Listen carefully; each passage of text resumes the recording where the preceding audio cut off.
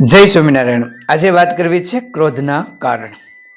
વિશ્વભરમાં જેમનું નામ પ્રખ્યાત છે એવા જુલિયસ સીઝરનો જન્મ ઈસવીસન પૂર્વે 101ની અંદર ખૂબ સંસ્કારી કુટુંબની અંદર થયો હતો. ધીરે ધીરે સમય પસાર થતો ગયો. સીઝર મોટો થતો ગયો અને રોમનો એ સમ્રાટ બન્યો. એ સમયે રોમ એક ગણતંત્ર ગણરાજ્ય હતું અને તેમનું એક સેનેટ ભેગું મળતું અને પોતાના દેશ વિશે નિર્ણયો લેવામાં આવતા.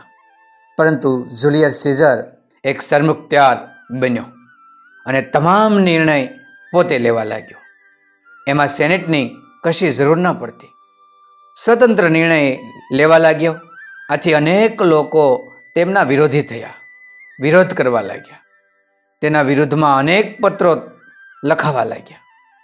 એક દિવસ એક પત્રો લખેલી મોટી ફાઇલ એ સીઝરના મિત્ર પાસે આવે છે અને એ વિરોધીની મોટી ફાઇલ લઈ તેમનો મિત્ર સીઝર પાસે આવે છે અને સીઝરને કહે છે, લે, તારો એક મોટો દુશ્મન છે, એમની આ ફાઇલ છે અને આની અંદર તારા વિરુદ્ધના અનેક પત્રો છે.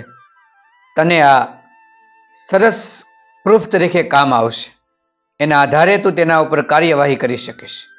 માટે તું આ પત્રની ફાઇલ તું રાખ.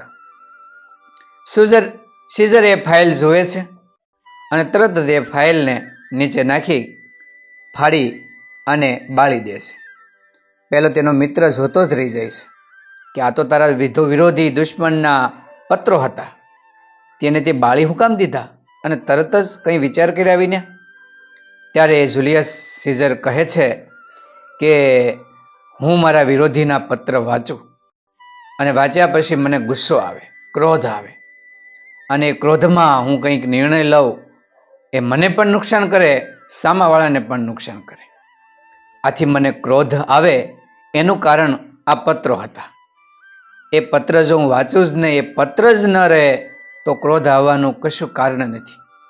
આથી એ પત્રો મેં બાળી દીધા. એ પત્રો નથી બાળ્યા, પરંતુ મેં એ ક્રોધના કારણો બાળી દીધા છે અને એ પત્રો મારી સામે નહીં આવે એટલે હું ક્રોધ પણ નહીં કરું. ભલે મારા દુશ્મન રહ્યા, પરંતુ ક્રોધ તો મને આવશે ને. આથી એ કારણનો મેં નાશ કર્યો છે. આમ ઘણી વખત આપણા ક્રોધના કારણો આપણે જાણવા જોઈએ અને એ કારણો જો નાશ કરી દઈએ તો ક્રોધ આવવાની કોઈ શક્યતા રહેતી નથી. પરંતુ ક્રોધના એટલા બધા કારણો આપણી પાસે હોય છે કે એ કારણને કારણે આપણે હંમેશા ક્રોધીની અંદર સળગતા રહીએ છીએ. એને કારણે ખુદને પણ નુકસાન થાય છે, સામેવાળા વ્યક્તિને પણ નુકસાન થતું હોય છે.